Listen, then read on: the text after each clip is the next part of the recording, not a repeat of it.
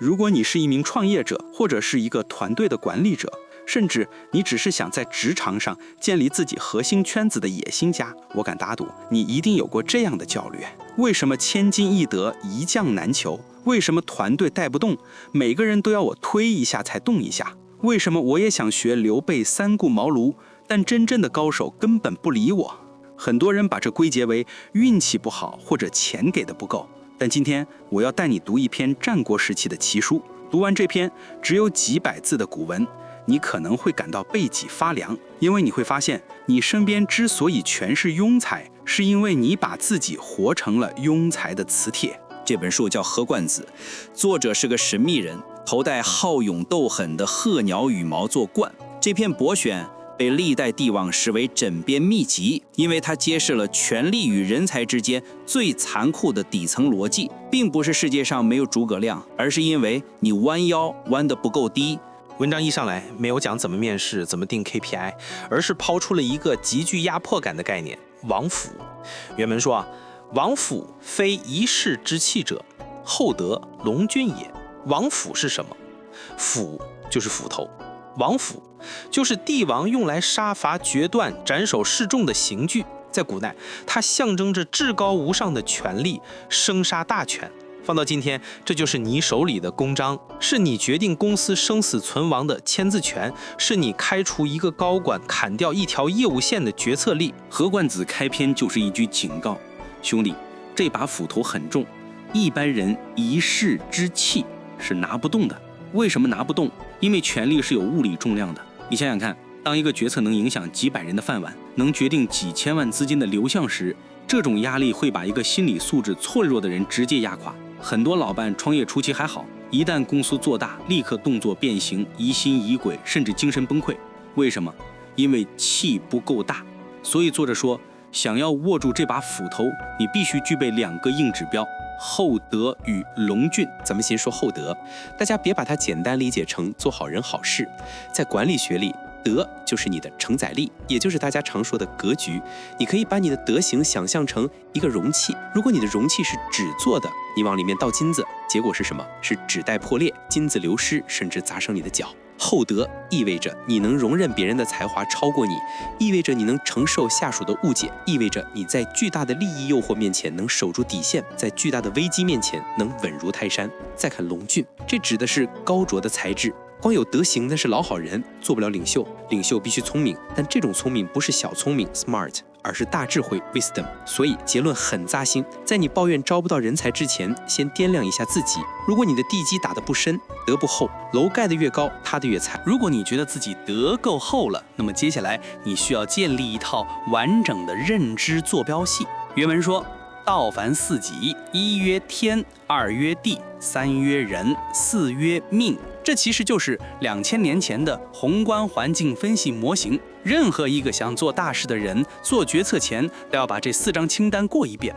第一，所谓天为物理情者也。古人说天是物理情，就是万物的自然机理。翻译成现在的商业语言，这就是趋势 trend 和风口。你是做人工智能的，还是做胶卷相机的？如果你逆着天道，就是趋势而行，哪怕你团队再强，也是死路一条。敬畏天就是敬畏客观规律。第二，所谓地，常弗去者也。地是那些常弗去、搬不走、变不了的东西。对于国家，这是国土地缘；对于企业，这是你的基本盘。你的现金流在哪里？你的核心供应链在哪里？你的护城河在哪里？很多人才华横溢却创业失败，往往是忽视了地，步子迈得太大，根基没扎稳，资金链一断，瞬间崩盘。第三，所谓人，恶死乐生者也。这一条最精彩。人性是什么？何冠子没有说人性本善或本恶，而是极其冷静地说，人是恶死乐生者。翻译过来就是人性是趋利避害的。各位老板，千万别指望员工每天用爱发电，也别指望合伙人只讲情怀不讲利益。哪怕是圣人，他也想活得好一点，他也怕死。承认这一点是你管理一切的起点。你的股权激励、你的奖金制度、你的晋升通道，如果不能满足人乐生的本能，那就是废纸一张。第四，所谓命，迷不在君者也。这里的命不是迷信的算命，原文解释极其霸气，迷不在君者也，意思是这一切的最终掌控权都在你手里。这就是美国海豹突击队讲的 extreme ownership， 极端所有权。市场不好是你没预判到啊，员工不行是你选错了人，合伙人背叛是你没定好规则。不要把锅甩给运气，不要怪大环境，你是第一责任人，这就叫命。当你认了这条命，你才真正拿起了王权。好，有了地基，有了坐标，我们终于到了这篇文章最核心也是最实用的部分——人才鉴别。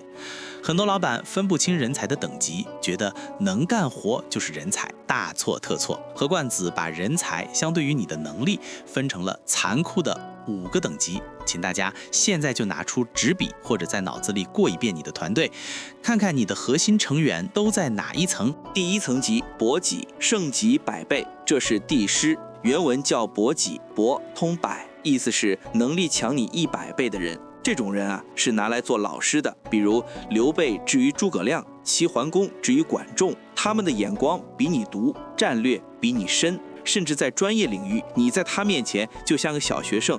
注意，用这种人极其痛苦，因为你无法管理他，你只能供着他，你的自尊心会受挫，你的权威会受挑战。但正是因为他们比你强，你的事业天花板才能被他们撑开。第2层级神己，胜己10倍，这是重臣，能力是你10倍的人，这是你公司的总经理、CTO、销售 VP。你说出一个战略意图，他能给你落实出10倍的成果，他们是企业的骨架。第3层级弱己，与己相当，这是朋友，弱就是相，能力和你差不多，你们聊天很开心，喝茶很默契，想法都一样，这种人适合做守成器的搭档。但是警惕，如果你的核心团队全是弱己的人，公司就危险了，因为你们的盲区是一样的，你们的天花板是一样的，一群水平一样的人聚在一起，往往会形成回声式效应，听不到外部真实的声音。第4层级私意，供人驱使，这是手脚。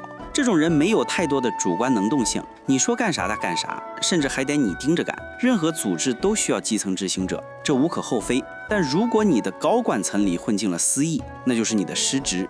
第5层级图利，被动受虐，这是奴才。这种人不仅能力不行，连人格都不独立，唯唯诺诺，只会看你脸色行事，或者只会阿谀奉承。何冠子最厉害的地方就在这里，他提出了一个姿态人才对应定律。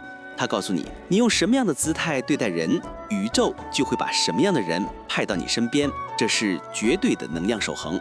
我们逐一来看这5种姿态，看看你中招了没。第1种姿态，北面而视之。原文说：“故北面而视之，则伯己者之。”古代君主坐北朝南，如果你想得到比你强100倍的伯己，你必须反过来，你面朝北，拜他为师。这意味着彻底的谦卑。刘备3顾茅庐，站在雪地里等诸葛亮醒来，关羽、张飞都气炸了，说：“大哥，你何必呢？”刘备说：“不行，我要请的是老师。”现在起誓，你见到顶尖专家、行业大牛，是一副我有钱，你给我打工的老板嘴脸，还是执弟子礼、虚心求教？前者只能招来想骗你钱的人，后者才能招来帮你打天下的人。记住，想用帝师，先做弟子。第2种姿态，先屈后息，先问后默。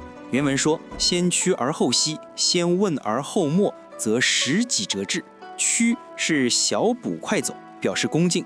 别人没休息，你不敢休息；别人没开口，你先请教；别人说话，你闭嘴倾听。这是一种极度的礼遇和尊重。现代启示，对待核心高管，你是不是在开会时先听他们讲完？你是不是比他们更关心他们的身体？如果你做到了，那些能力升你10倍的人才会觉得士为知己者死。第3种姿态，人屈己屈。原文说：“人屈己屈，则弱己者至。”你对他怎么样，他对你怎么样，大家平起平坐，像哥们一样。这种关系招来的就是和你水平差不多的人，大家嘻嘻哈哈，称兄道弟。现在启示，很多创业公司全是同学兄弟，大家不论尊卑，气氛很好，但这往往意味着你们是一个水平线上的团伙，很难突破瓶颈。第4种姿态，凭己巨杖，指挥而使。一个胖老板靠在老板椅上，翘着2郎腿，拿着笔指指点点。原文说：凭己具杖，指挥而使，则司役者治。你靠在案几上，手里拿着手杖，指手画脚的指挥那个谁去给我倒杯水，那个谁把方案改了。这种颐指气使的态度，只有一种人受得了，为了混口饭吃，不得不低头的司役。现代启示，很多老板抱怨员工没主观能动性，像个算盘，拨一下动一下，其实是因为你太喜欢发号施令了。真正的能人受不了这种不被尊重的指挥，早就跑光了。第5种姿态，乐皆苦多。原文说：乐皆苦多，则图利之人至矣。高兴了就大呼大叫，不高兴了呢就破口大骂。皆多，这种情绪不稳定的暴君式管理，只能招来奴隶。现代启示，职场 PUA、辱骂式管理，凡是搞这一套的公司，留下的全是没有任何市场竞争力的废人，或者心怀鬼胎准备报复的小人。基于上面的分析，作者给出了一个贯穿中国历史的终极论断：故地者与师处，王者与有处，王主与徒处。地者与师处，能成就地业最高成就的人是和老师在一起，因为老师能提升他的维度，指出他的盲区。比如商汤有伊尹，周武王有姜太公。王者与有处，能成就王业次一级成就的人是和能臣朋友在一起，比如刘邦和萧何、张良，虽然也尊重，但更多是合作关系。王主与徒处，亡国之君整天是和徒隶奴才混在一起。这里我要特别停下来问大家一个问题：为什么亡国之君喜欢和奴才在一起？他是傻吗？他不傻，是因为舒服啊！你想想，如果你身边全是比你聪明的人，诗你压力多大？你得时刻学习，生怕听不懂，甚至还得挨骂。而身边全是奴才，你说啥就是啥，大家一片叫好，老板英明，老板高见，这种虚荣心的满足感是会上瘾的毒品。但这种瘾就是企业的慢性毒药。当你沉溺于被奴才包围的优越感时，你的企业其实已经进入了倒计时。讲完了人，文章转入了一段非常有意思的物理学隐喻。原文是：得音者，所谓声也，未闻音出而响过其声者也。意思是鸣声就像回声，就是响；实力就像原声，就是声。世界上从来没听说过原声很小而回声却很大的事情。这段话简直是在打脸现在的很多网红经济和过度营销啊！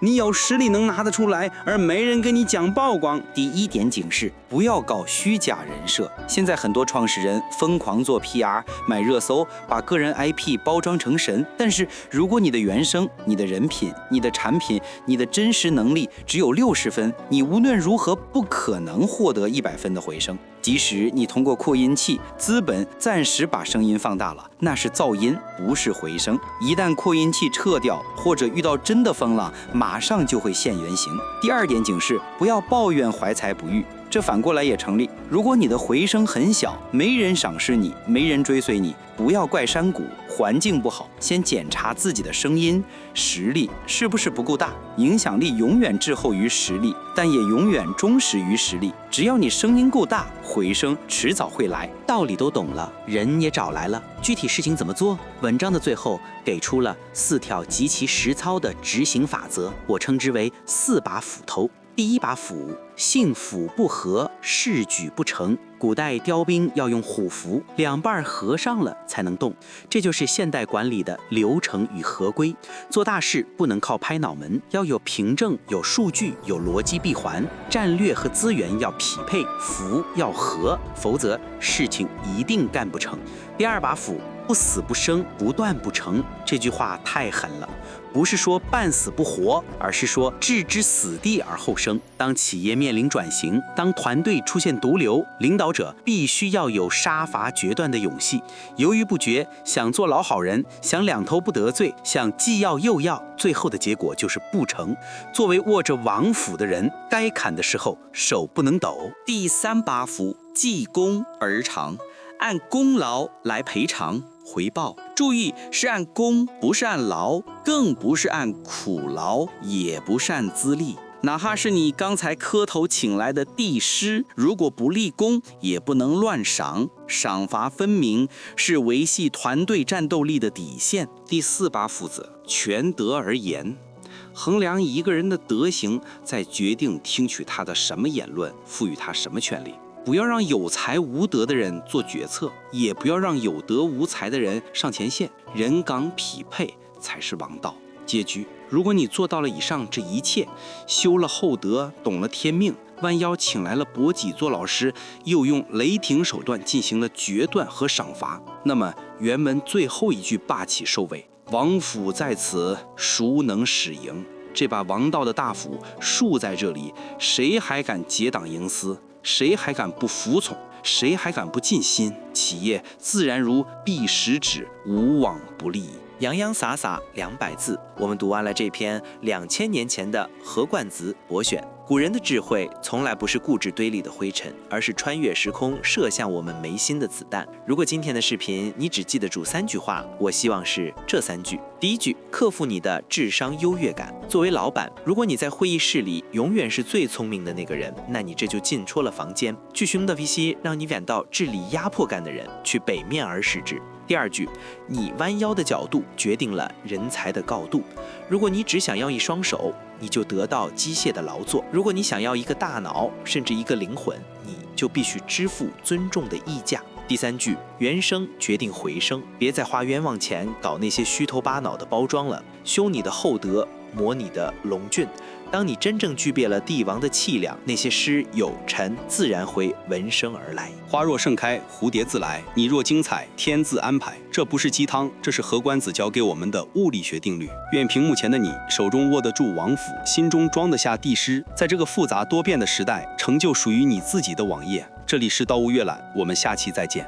原文：何冠子博选。王夫非一世之气者，厚德龙俊也。道凡4基：1曰天，2曰地，3曰人，4曰命。全人有5志：1曰博己，2曰识己，3曰若己，4曰思义，5曰图利。所谓天者，物理情者也；所谓地者，常服去者也；所谓人者，饿死乐生者也；所谓命者，迷不在君者也；君也者，端神明者也；神明者，以人为本者也；人者，以贤圣为本者也；贤圣者，以博选为本者也；博选者，以武志为本者也。故北面而视之，则博己者智；先屈而后息，先问而后默，则识己者智；人屈己屈，则弱己者智；凭己据杖，指挥而使，则思义者智；乐皆苦多，则图利之人智矣。故帝者与师处，王者与右处，王主与徒处。故得万人者谓之俊，得千人者谓之豪，得百人者谓之英。得英者，所谓生也，未闻因出而想过其生者也。